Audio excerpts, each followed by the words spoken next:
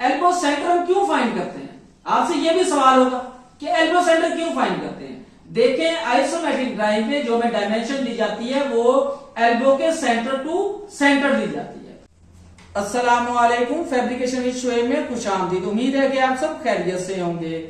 आज हम interview session करेंगे गल्फ कंट्री के लिए। जो इंटरव्यू सेशन होता है, जो उसमें क्वेश्चन किए जाते हैं, इन स्टूडेंट्स को भी उन क्वेश्चन की तैयारी करवाई गई है, प्रिपरेशन करवाई गई है। तो आपने भी वीडियो तवज्जो से देखनी है। अगर आपको क्वेश्चन समझ ना आए तो आप कमेंट सेशन में पूछ सकते हैं। देखिए, जैसे आपको पहले भी बताया गया है, जब भी आपने इंटरव्यू के लिए जाना है आपके पास प्रॉपर सीवी होनी चाहिए। सीवी में आपका name, father name, passport number, आपका कॉन्टैक्ट नंबर, ईमेल एड्रेस और आपके जो के क्वालिफिकेशन है उसके सर्टिफिकेट, मार्क्स वगैरह। और इसके बाद सबसे जो इम्पोर्टेंट है, जहां जहां पे जिस कंपनी में जिस डेजिग्नेशन पे आपने काम किया है वो सारा कुछ उस सीवी में होना चाहिए। और सबसे जो अहम है कि उसमें कोई भी फेक एक्सपीरियंस आपने ऐड नहीं करना, ठीक है। इसके बाद जो कि जब आपने इंटरव्यू के लिए जाना है, जब आप इंटरव्यू देने बैठे तो आपने कॉन्फिडेंट होकर बैठना है, ठीक है। और जब आपसे क्वेश्चन हो और आपको क्वेश्चन अगर वो समझ नहीं आया तो आपने दोबारा कहना है कि सर क्वेश्चन रिपीट कर दें। क्वेश्चन को समझना है, ठीक है, उसके बाद उसका जवाब देना है। कभी भी ये नहीं करना कि अभी क्वेश्चन हो रहा है और आपने जवाब दे देना है। 80% ये गलती करते हैं जब इंटरव्यू देने जाते हैं। इंटरव्यू में जब क्वेश्चन हो रहे होते हैं, क्वेश्चन कंप्लीट नहीं होता और हम जवाब देते हैं उसका आंसर और गलत देते हैं। बाद में हम कहते हैं कि हमें एक और चांस दे, ठीक है। और इसके बाद जो आपसे पहला क्वेश्चन होगा, पहला क्वेश्चन आपसे आमतौर पर होगा टूल्स के बारे में। देखिए, अगर आप एक अच्छे पाइप फिटर हैं, फैब्रिकेटर हैं, तो आपको टूल्स पे मुकम्मल अबूर होना चाहिए, ठीक है। सबसे पहले जब वो आपसे क्वेश्चन करेगा कि टूल्स के बारे में बताएं, तो आपने आगे से कहना है कि सर मैं डायमेंशन टूल के बारे में बताऊं, मार्किंग टूल के बारे में बताऊं, कटिंग, फिटिंग, किस टूल्स के बारे में बताऊं। जब आप ऐसे कहेंगे तो उसे पता चलेगा इंटरव्यू लेने वाले को कि किसी अच्छी फर्म में या किसी अच्छी जगह से ये डिप्लोमा करके आया है, इसे पता है, ठीक है। एक अच्छा कारीगरी बता सकता है ना। देखें, सबसे पहले हम क्या करते हैं, डायमेंशन लेते हैं, उसके बाद हम क्या करते हैं, मार्किंग करते हैं, कटिंग करते हैं, फिटिंग करते हैं। उसमें क्या पावर टूल्स भी इस्तेमाल होते हैं।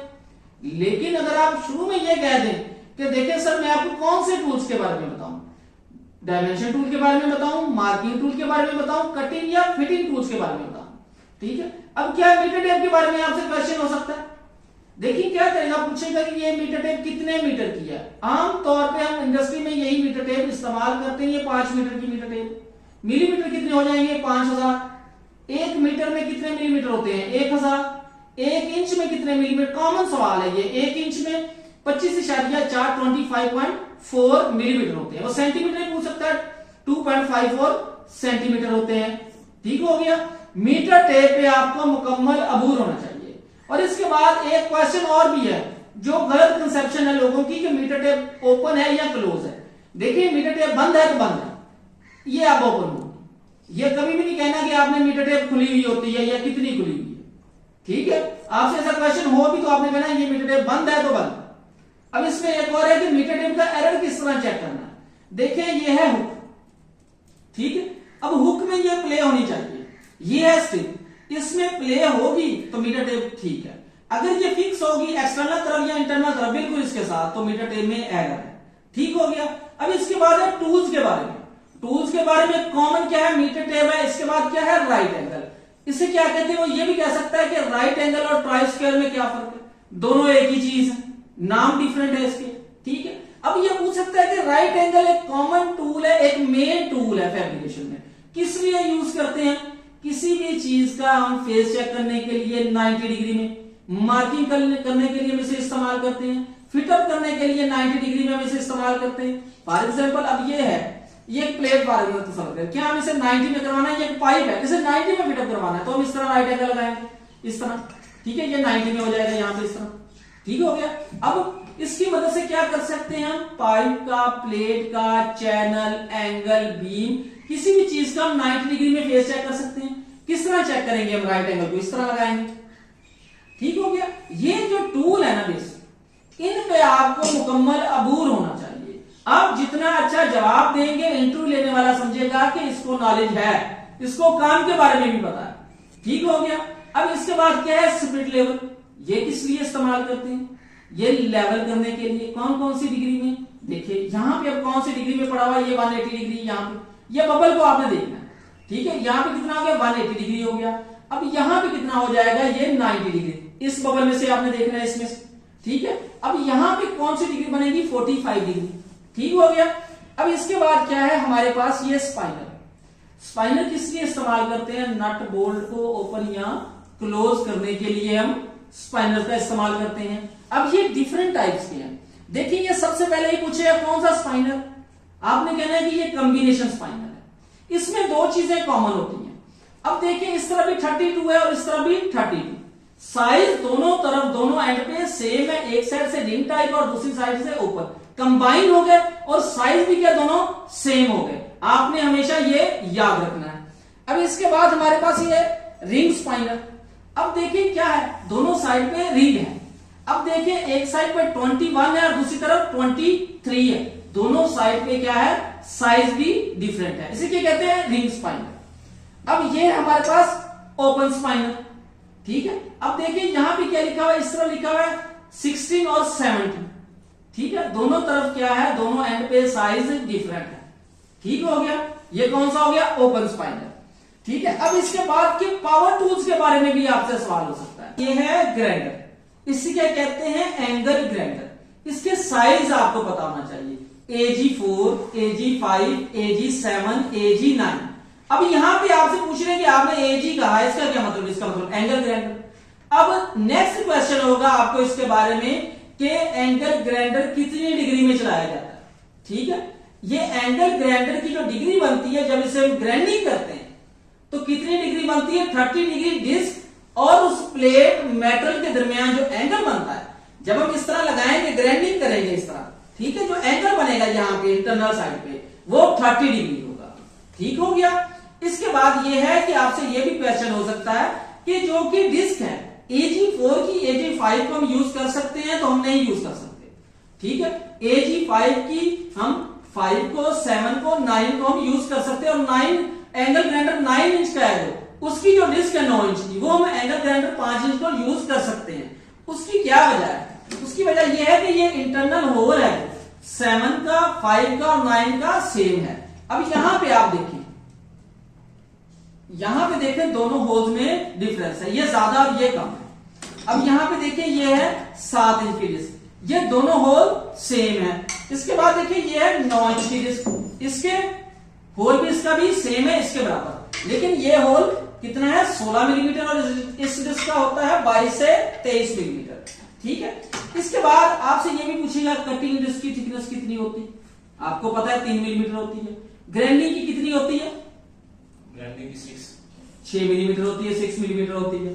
अब इसके बाद ये भी पूछ सकता है कि ये क्या है, ये सेंटर पंच है, ये कौन सा टूल है, ये परमानेंट मार्किंग टूल है, ठीक है।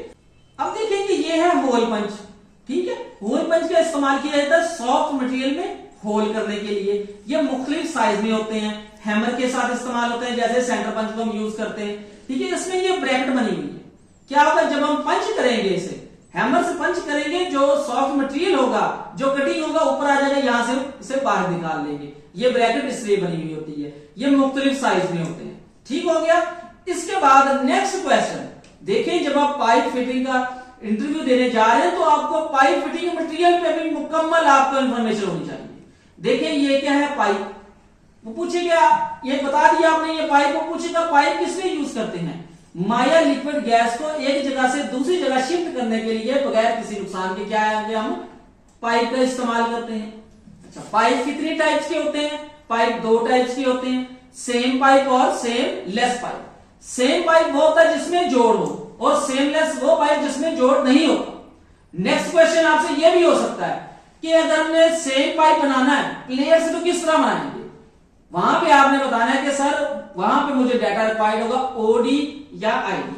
क्या करेंगे, अगर ओडी हमारे पास है, ठीक है, क्या करेंगे एक थिकनेस माइनस कर देंगे उसमें से, उसका सीएफ लेंगे, उतनी प्लेयर लेंगे, उसको रोल करेंगे और हमारे पास वो पाइप तैयार हो जाएगा, ठीक हो गया। अगर आईडी है तो एक थिकनेस उसमें ऐड कर देंगे, जमा कर देंगे, ठीक है। इसके बाद नेक्स्ट क्वेश्चन पाइप से रिलेटेड ये आपसे हो सकता है पाइप वाल थिकनेस शेड्यूल के बारे में, ठीक है, कि पाइप वाल थिकनेस शेड्यूल के बारे में आपको क्या नॉलेज है। देखें कि पाइप का जो शेड्यूल है 10 शेड्यूल 20 30 40 80 इसकी पाइप वाल दीवार जो इसकी है इसका शेड्यूल होता है। जिस तरह शेड्यूल ज्यादा होगा थिकनेस ज्यादा होगी, जिस तरह शेड्यूल कम होगा थिकनेस कम होगी। 12 इंच तक जो इनके ओडी फिक्स है। आपने याद रखना है, हमेशा मैं रिपीट कर देता हूं कि जैसे शेड्यूल बढ़ेगा थिकनेस ज्यादा होगी, शेड्यूल कम होगा थिकनेस कम होगी। देखिए अब 1 इंच का जो ओडी है वो है 33 मिलीमीटर, अब 2 इंच का ओडी है 60 मिलीमीटर, 3 इंच एनपीएस है तो उसका कितना होगा 90 मिलीमीटर, 4 इंच है तो कितना होगा 114 मिलीमीटर, 6 इंच है तो उसका होगा 168, अगर वो 12 इंच की लाइन है तो उसका होगा 323.85 मिलीमीटर, यानी 323.85 मिलीमीटर उसका ओडी होगा। देखिए बेशक वो 40 शेड्यूल का पाइप है या है वो 80 शेड्यूल का, अगर वो 12 इंच तक है शेड्यूल कम या ज्यादा हो रहा है उसका ओडी सेम रहेगा। ठीक हो गया। इसके बाद आपको ओडी आईडी के बारे में बताना चाहिए। OD ID internal dia, OD out dia. CF आपसे पूछ लेगा सीएफ किस तरह फाइंड करते हैं, डाया मल्टीप्लाई 3.1416 के। अगर कहते कि रेडियस है तो डाया फाइंड करें, क्या करेंगे 2 मल्टीप्लाई आर मल्टीप्लाई 3.1416 के। इस तरह भी कह सकते हैं आपको सीएफ है तो आप डाया फाइंड करें, क्या करेंगे जो सीएफ आपको कैलकुलेशन देगा कैलकुलेशन उसको डिवाइड कर देंगे 3.1416 के तो आपके पास उसका डाया आ जाएगा, डाया को डिवाइड करेंगे 2 पे तो आपके पास उसका रेडियस आ जाएगा। ठीक हो गया। पाइप मुकम्मल आपको मुकम्मल इसका शेड्यूल याद होना चाहिए। आपसे पूछेगा एनपीएस का क्या मतलब है, आपने कहना है कि नॉमिनल पाइप साइज। ठीक है। इसके बाद हमारे पास ये मुख्तलिफ किस्म की पाइप फिटिंग्स हैं। ठीक है। अब शुरू करते हैं फ्लंज से। देखिए ये हमारे पास फ्लंज है, इसे कहते हैं नेक वेल्ड फ्लंज। ठीक हो गया। इसे नेक वेल्ड फ्लंज कहते हैं। ये किस लिए पहले इस्तेमाल किस लिए होते हैं फ्लंज, देखिए फ्लंज इस्तेमाल किए जाते हैं 2 पाइपों को आपस में ज्वाइंट करने के लिए या इनके दरमियान फिटिंग मटेरियल वाल्व वगैरह लगाने के लिए, इन्हें आसानी से ओपन करने के लिए फ्लंज इस्तेमाल करते हैं। फ्लंज की मुख्तलिफ टाइप्स है, कम से कम आपको 5 फ्लंज के नाम आने चाहिए। देखिए ये कौन सा हो गया नेक वेल्ड फ्लंज, ये कौन सा फ्लंज है थ्रेडेड फ्लंज, अच्छा ये कौन सा है सॉफ्ट वेल्ड फ्लंज। अच्छा इसके बाद क्या है कि फ्लंज कौन सा है, slip on flange, blind flange, orifice flange. कम से कम मैंने आपको कहा कि 5 फ्लंज के आपको नाम आने चाहिए। इसके बाद कि आपको फ्लंज की क्लास के बारे में इंफॉर्मेशन होनी चाहिए। देखिए फ्लंज की क्लास का एनएसआर होता है, उसमें से जो लाइन है उसमें से गुजरने वाली जो फ्लो है उसके टेम्परेचर और उसके प्रेशर पे उसका एनएसआर होता है। देखिए जो कि फ्लंज की क्लास होती है 150 psi, 300 psi, 600 psi, 900 psi, उसके बाद 1500 और 2500 psi। ठीक हो गया। ये होगी फ्लंज की क्लास। यहां पे हम इसके बाद हम चलते हैं, ये हमारे पास क्या है एल्बो। ठीक है। एल्बो कितने टाइप्स की होती है सबसे पहले आपको ये बताना चाहिए। शॉर्ट रेडियस, स्टैंडर्ड रेडियस जिसे मीडियम रेडियस भी कहते हैं, इसके बाद है लॉन्ग रेडियस। ठीक है। अब इसके बाद है कि एल्बो का सेंटर किस तरह फाइंड करते हैं। शॉर्ट रेडियस का सेंटर किस तरह फाइंड करना है, स्टैंडर्ड रेडियस की एल्बो का सेंटर किस तरह फाइंड करना है, लॉन्ग रेडियस की एल्बो का सेंटर किस तरह फाइंड करना। आपको सेंटर फाइंड करने का जो फार्मूला है, देखिए स्टैंडर्ड रेडियस की एल्बो उसका सेंटर फाइंड करना है, क्या करेंगे tan डिग्री/2 कि कितने डिग्री की एल्बो है divide 2 multiply 38.1 multiply elbow size, हमारे पास एल्बो सेंटर आ जाएगा। एल्बो सेंटर हम क्यों फाइंड करते हैं, आपसे यह भी सवाल होगा कि एल्बो सेंटर क्यों फाइंड करते हैं। देखें आइसोमेट्रिक ड्राइंग पे जो हमें डायमेंशन दी जाती है वो एल्बो के सेंटर टू सेंटर दी जाती है। वीडियो ज्यादा लॉन्ग हो गई थी इसलिए पार्ट 2 बहुत जल्द अपलोड किया जाएगा। पार्ट 2 में आपको आइसोमेट्रिक के रिलेटेड और पाइप फिटर इंटरव्यू में जो मेन क्वेश्चन है, ठीक है, वो तफसीली तौर पे बताए जाएंगे, इसलिए मैं उसे पार्ट 2 में कर रहा हूं। तो आप लोगों से एक ही रिक्वेस्ट मैं हमेशा करता हूं कि वीडियो दोस्तों के साथ भी शेयर कीजिए ताकि आपके साथ साथ उनके नॉलेज में भी इजाफा हो। शुक्रिया।